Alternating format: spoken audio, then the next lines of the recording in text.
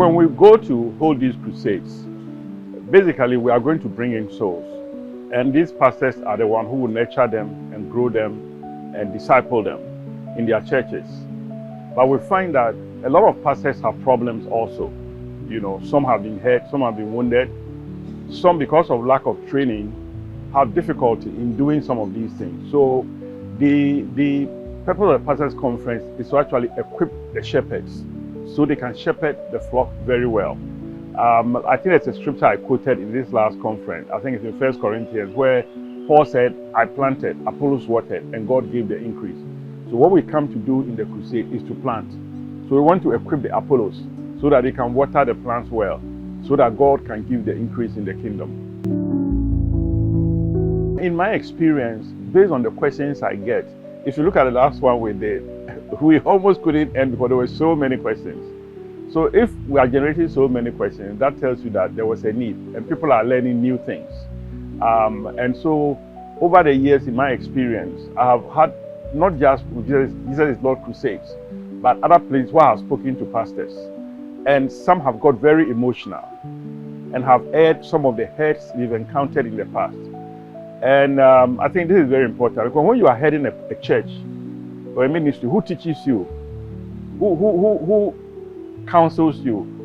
So I have seen it over the years as an opportunity for the pastors to also vent and say what their problems are.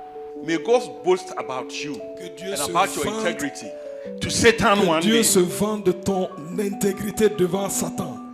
This year's conference, we dwelt on the topic of integrity.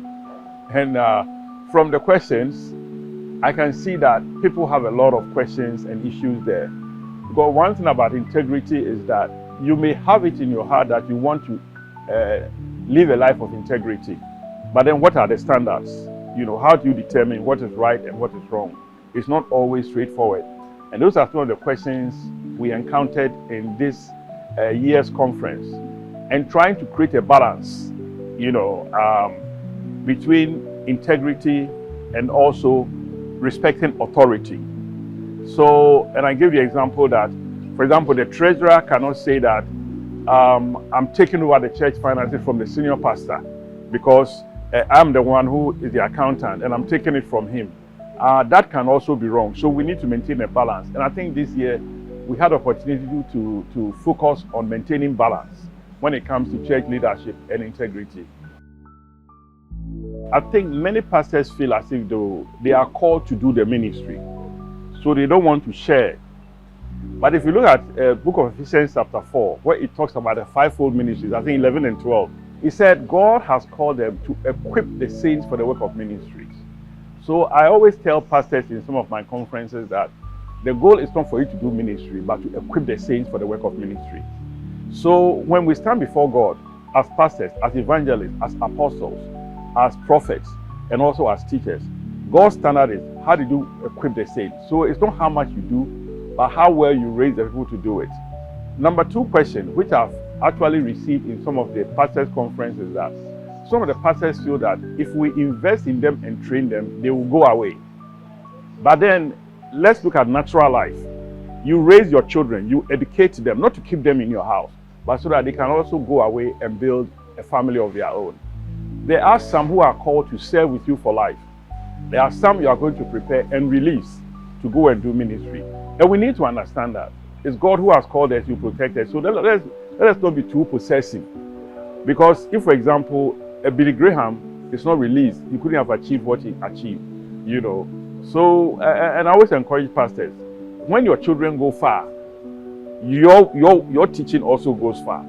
For example, I wouldn't have been in Côte d'Ivoire, but I released my daughter to go far. So she comes and she brings me also, yes. So that we need to have the courage to release our children to go. Raising every child, there are difficulties because sometimes we don't see eye to eye. She's very zealous. All young people are very zealous. And one thing I thank God for is that I remember the days of my youth. You know, we go and preach in places, we cause problems, and when our elders said it, we didn't understand. And of course, evangelist is very passionate and zealous. But one thing which has worked for our relationship with us, she's also very obedient. She will let me know, Pastor, I don't like this, but if you say I should do it, I'll do it. Then she goes, she gets the results, and she says, wow, now I understand why you asked me to do it. For me, I think she has grown so fast and achieved so much because she's obedient and she listens. And sometimes too, I think in raising the younger one, you see, she's a called evangelist. I am a called pastor. An evangelist outlook is very different from a pastor teacher like I am. So I also have to learn to sometimes understand where she's going. There are visions God will give her that I can't understand, even though I'm the older one. But because I'm a pastor teacher, I don't understand sometimes the things evangelists do. We are like, are they out of their mind? You know, but that is what God is showing her. Sometimes I also have to be careful not to stop her. Let me give you an example in scripture. Elisha comes to Elijah and says, give me a double portion of your spirit. How do I give you double what I have? The essence is that what it means is that there are things in Elijah which have not manifested. And those are the things which Elisha wants. So Elisha will do more than Elijah. But Elijah has to be careful not to stifle Elisha to be just like him, not to make Elisha a clone of Elijah, because our generation is different, our dispensation is different, and sometimes the calling also is different. And for me, I've always asked God to give me grace, not just for evangelists, but for all the pastors who work with those I'm raising, not to stifle them with my limitations. There is a miracle in the house. There were lots of testimonies here in Abidjan, but one thing I noticed about the people of Abidjan is that I was very impressed with something about them. When they feel they have received a miracle, they go and sleep over it and check it out overnight. So you see, most of them were giving testimonies of what happened the day before, which tells me that they are serious people. You know, instead of just standing there and say, oh, I'm healed, then you jump up. You know, and one which stood out for me was that there was a woman, evangelist said that somebody hasn't had a period in 3 months, and that God has touched them. For 3 months, you haven't seen your menses, you're a woman. Tu es là, tu es une femme, ça fait 3 mois, tu n'as pas eu tes menstrues. Go and check yourself, the Lord Allez, is va te revoir She pendant said 3 that mois. when she went home yesterday, Et après cela, quand elle est partie à la things maison, happened. quelque chose s'est passé. And now it's non-stop. Maintenant, elle a commencé à voir All those who haven't had their period in 3 months could have come forward right away to testify. But this woman went home, and then she saw her period. Then she came back to come and testify.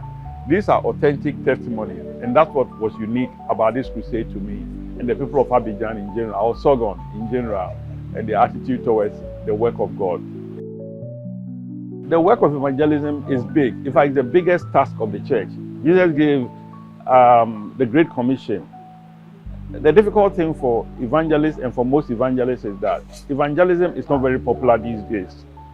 I remember we were going to have an evangelism conference in Ghana, and we were told outright by some of our big men in Ghana, people won't come because evangelism is not a good topic.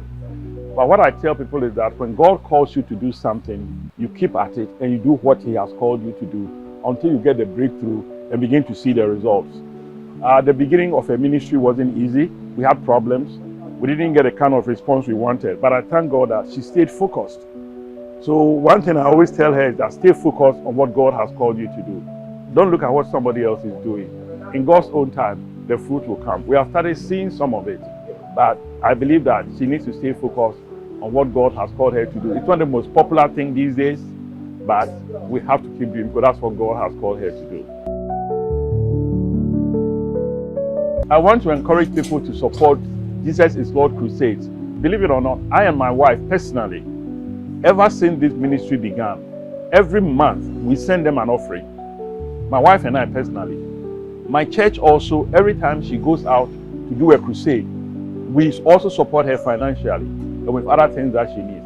And let me tell you why this is very critical. Those of us who pastor churches, we receive a tithe from our members. We receive offerings from our members. When you go out to the evangelistic field to go and win souls, you cannot raise an offering or even receive tithes from the unbelievers, because they are souls you are trying to bring into the kingdom. That is the difficulty of evangelistic ministry.